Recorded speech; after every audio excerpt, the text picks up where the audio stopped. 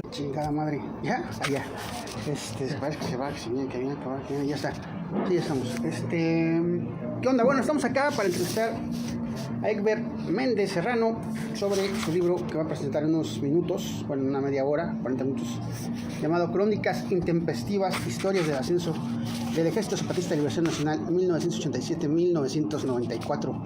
¿Qué onda, Egbert? Vienes acá a presentar tu libro a Oaxaca. Sí, vengo aquí con las compas de La Guarida, que es una escuela cooperativa de español, y estuvimos dialogando para hacer esta presentación editorial. El libro salió apenas en febrero, lo anunciamos desde enero, pero afinando los detalles de la impresión, en febrero pudimos tener los ejemplares ya impresos y pues vamos a presentar el texto en un ratito. ¿Tú eres, qué profesión tienes? Bueno, yo... ¿Cómo te considerarías? Híjole, bueno, de formación... Bueno, de formación estudio matemáticas en la Facultad de Ciencias de la UNAM, pero por cuestiones de la vida, trabajo desde ya hace un tiempo, bueno, por una historia personal, siempre he estado vinculado al marxismo y más o menos desde 2009 empecé a escribir en un colectivo que teníamos, lo denominamos Centro de Estudios y Documentación, Centro de Análisis, Estudios y Documentación Materialista, y desde ahí empezamos a trabajar algunos artículos tratando de interpretar la realidad mexicana e internacional. Entonces ya llevo un rato escribiendo. ¿Por qué no te quedas para acá y yo me quedo para allá para que como que te va a dar el mejor sol? ¿Me paso por ahí? Sí. Es un cambio aquí. Sí. Va. Sí, entonces ya llevo un rato escribiendo. Un rato escribiendo. Entonces, pero es tu primer libro, digamos. Bueno, tengo propio, sí. O sea, como con autoría propia. En realidad es un libro también en conjunto con mi padre. Por una cuestión testimonial, yo lo considero que es conjunto.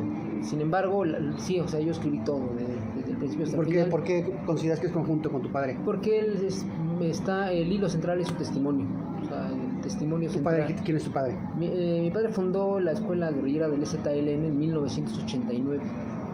Él lo reclutaron las Fuerzas de Liberación Nacional en 1979. Es decir, ya militó hasta 2008.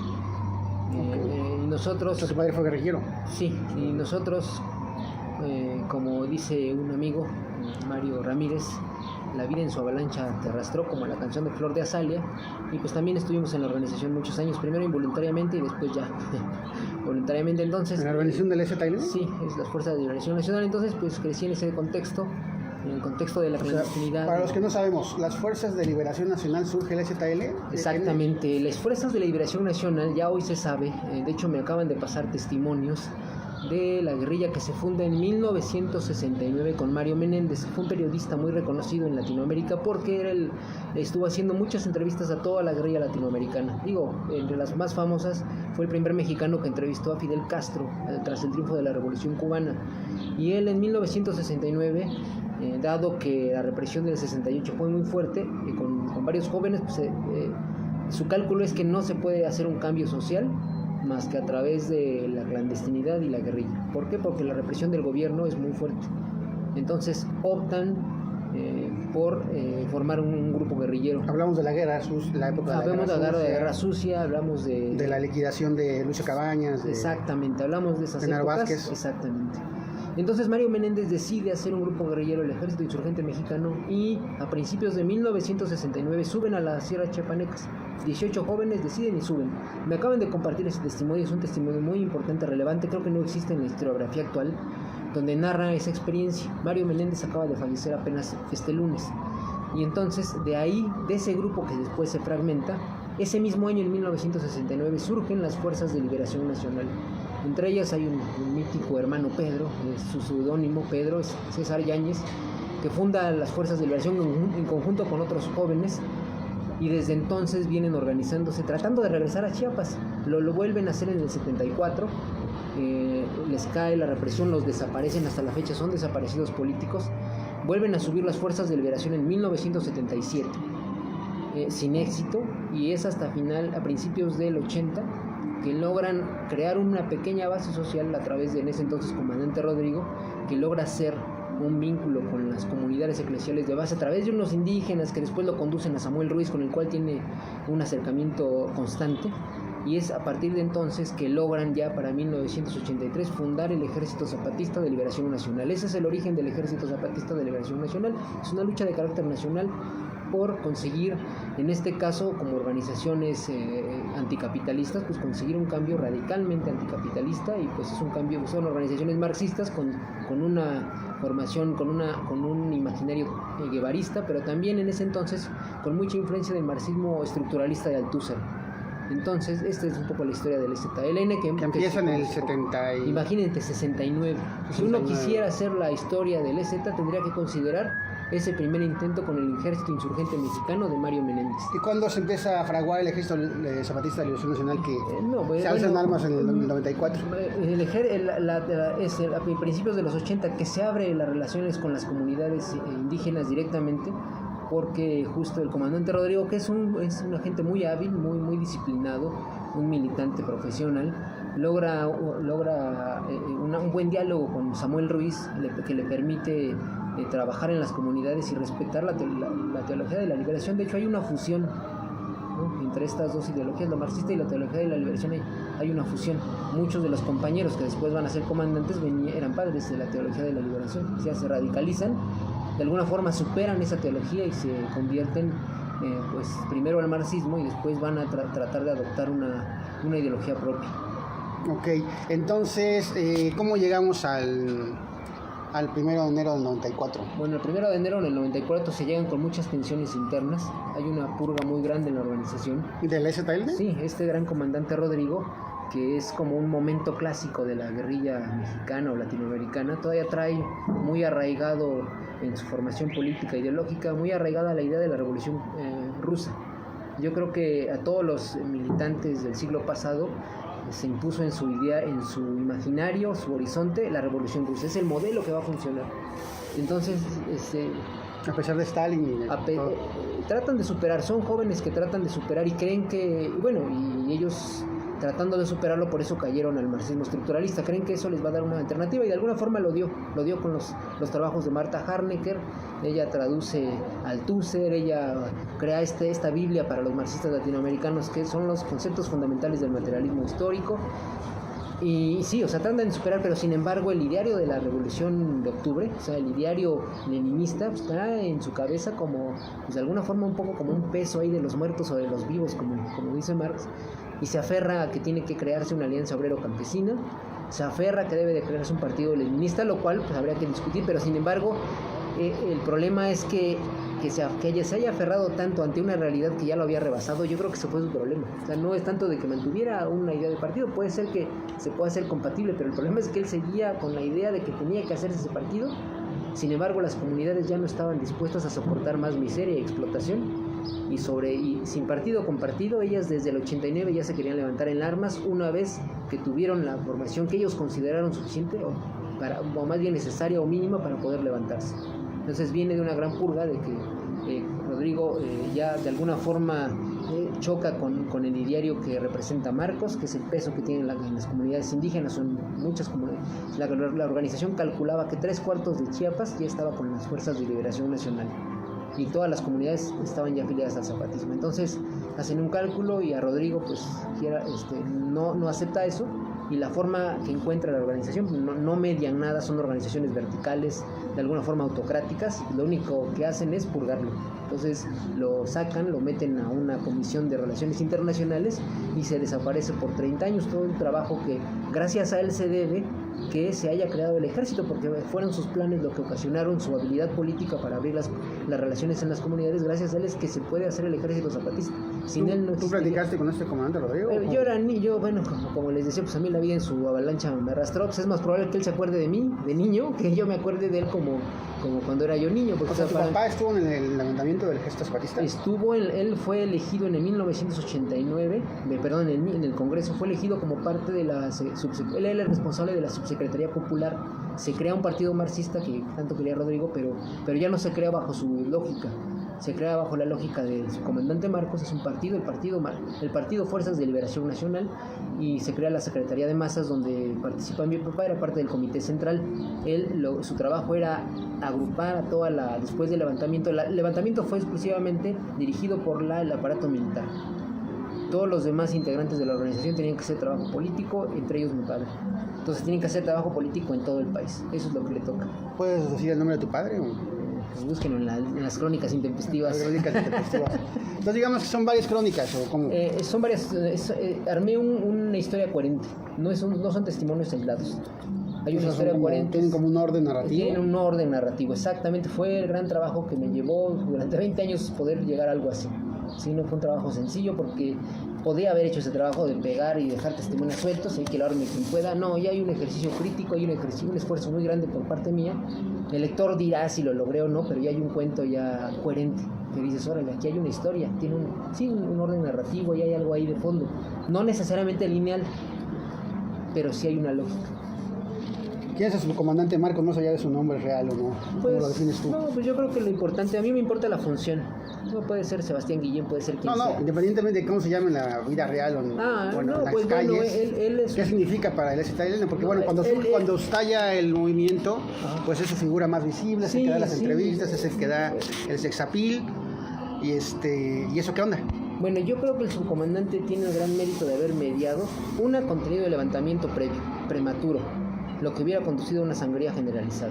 ¿Cuándo iba a ser este levantamiento prematuro? En el 89, así empiezan las crónicas. Ya se inicia ahí, ya hay una desesperación por parte de los indígenas que no están dispuestos a continuar con más miseria, como digo, y explotación, y deciden levantarse. Hay unas comunidades que deciden ya levantarse. Entonces Marcos lo que tiene que hacer es tratar de contener ese levantamiento. Entonces un gran esfuerzo por su dirigencia de tratar de organizar lo mejor posible el levantamiento. Entonces yo creo que es uno de sus grandes méritos no haber desatado una sangría generalizada. Todo el show mediático que hizo quizás puede entenderse desde ese sentido. Más allá de eso, pues la verdad es que yo creo que es mero consumo a la élite romántica. No, para mí no tiene ya no tiene rendimiento político más allá de eso. Ya se cambió el nombre, ¿no? Ahora es Galeano o algo así. Se cambió, regresó ahora es capitán, se degrada y se sube o sea, eso para mí no tiene tanta relevancia como las cuestiones reales y efectivas que ocurrieron.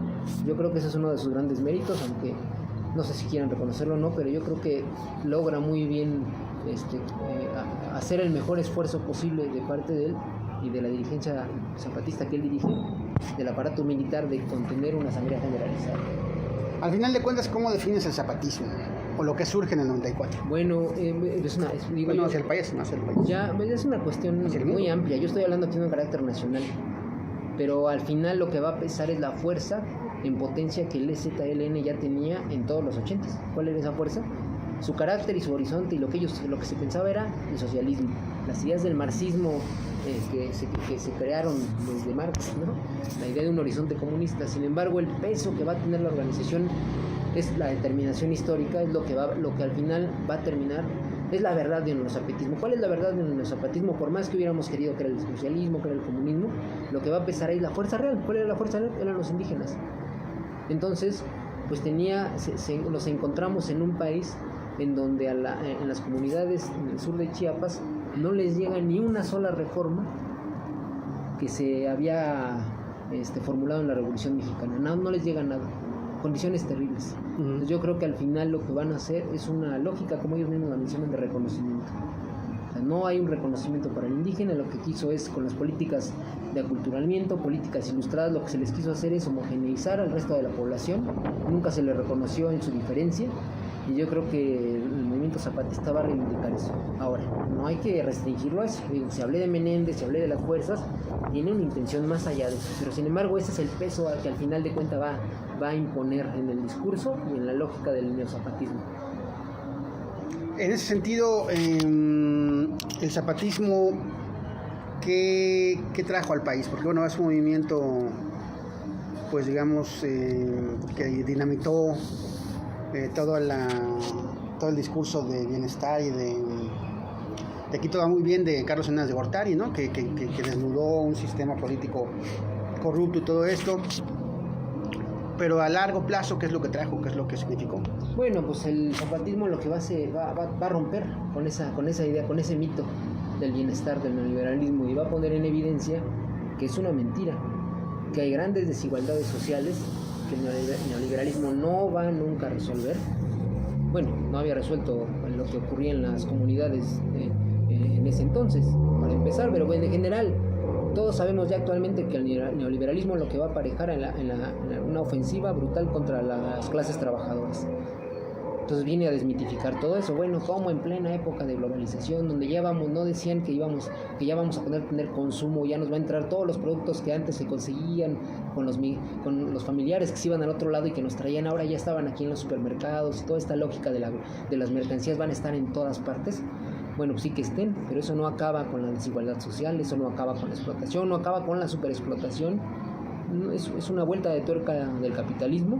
Entonces lo que va a hacer el zapatismo es una ruptura brutal, un golpe de realidad de esas clases políticas, de todo ese cuento que nos dijeron, todo ese cuento neoliberal de que iba a haber mejoras, que iba a haber ya más mercancías, más consumo. Pues era un cuento. Yo creo que ese es el primer golpe de realidad que hace el zapatismo a nivel mundial. ¿Y en Chiapas qué significa? Bueno, en Chiapas sí significa justo esta emergencia de las comunidades indígenas que por fin van a tener una mejora. Yo ahí en el texto destaco que toda la política que hace el Estado mexicano en todo el siglo pasado lo logró el EZLN en 10 años porque llevaron a cabo una política efectiva anticapitalista. Ese era el secreto. No estar diciendo que los iban a homogeneizar con el INI, no estar diciendo que iban a buscarles dar migajas, apoyos, ¿no? como el Pronasol, como todas estas lógicas que les dan una migajilla ahí, o sea, todo este asistencialismo. No, aquí lo que había que hacer, el zapatismo lo demostró, es una lógica anticapitalista. Y eso va a expresar todas las comunidades que se van a sumar al zapatismo. En ese sentido, el zapatismo pues se confrontó desde el principio directamente con el discurso del actual gobierno, con ese gobierno de izquierda y todo esto. ¿Actualmente? Ajá. Claro, actualmente sí. ¿Por qué llegó este rompimiento? Bueno, ya estaba desde antes con López Obrador. No, siempre estuvo. Estuvo siempre porque la organización es una organización anticapitalista. No se definió socialdemócrata, no se definió reformista, no se definió progresista, se definió netamente anticapitalista. Desde las Fuerzas de Liberación Nacional, con el EZLN, siempre se ha reivindicado como una organización capitalista. Entonces, ¿uno qué puede hacer? Bueno, uno puede apoyar las mejoras cuando hay mejoras a la clase trabajadora, pero de ahí a sumarse a un proyecto político capitalista, yo creo que ahí hay una gran diferencia. O sea, sí se puede, si hay una mejora a la clase trabajadora, claro que las organizaciones apoyamos, las personas, organizaciones, todos apoyamos. Pero hasta ahí, nosotros no podemos hacer un proyecto con gobiernos capitalistas, porque bueno, entonces, ¿qué horizonte o qué alternativa de país, de nación o de humanidad tenemos? ¿Tú te consideras zapatista? Yo soy anticapitalista, yo me considero actualmente marxista hegeliano. Estamos presentando nuevamente esta novedad dentro del marxismo, que ya tiene una tradición larga, pero ahora ya vemos grupos latinoamericanos que discutimos en estos tópicos. Un marxismo ¿Qué significa para los que no estamos en esas ondas? ¿Qué significa el marxismo hegeliano? Bueno, el marxismo retoma básicamente, podría decir, 3 ideas. La idea de lucha de clases, de que hay una violencia en la historia que le llamamos lucha de clases, y un horizonte comunista es la segunda. Creemos que se puede rebasar esa violencia excesiva. Nosotros creemos que hay una violencia ontológica. Eso lo ha puesto Hegel. ¿Cuál es esa violencia ontológica? El ser, para afirmarse, niega a lo otro. Entonces, entonces todos somos diferentes porque nos negamos unos a los otros. Hay una violencia del ser. Sin embargo, esa se puede mediar, pero hay otra excesiva que no se media, que se impone. El capitalismo impone una opresión y una explotación. O sea, no vamos a ir a hacer un acuerdo con el burgués porque es una otra edad y decir, pues el burgués y Slim nos va a dejar de explotar a los trabajadores. La industria automotriz, la Volkswagen, la Chrysler van a dejar de explotar, dar sueldos miserables, están más bajos que en Estados Unidos, ¿no? Hay una desigualdad, no hay un reconocimiento entre humanidades, y lo que ocurre ahí es que se genera una violencia excesiva, y esa es una violencia de clase, la llamamos en el marxismo, pero ven, ahí está la mezcla entre Hegel y Marx, una violencia ontológica que no queremos eliminar porque queremos diferencia, no somos totalitarios, necesitamos y deseamos la diferencia. Sin embargo, hay una violencia excesiva, una violencia que sí podemos eliminar. O sea, podemos eliminar la lucha de clases. ¿Con qué? Con la revolución. Entonces, y también en el tercer momento hay una crítica muy fuerte estructural al capitalismo. No se trata de corrupción. Corrupción es moralizar.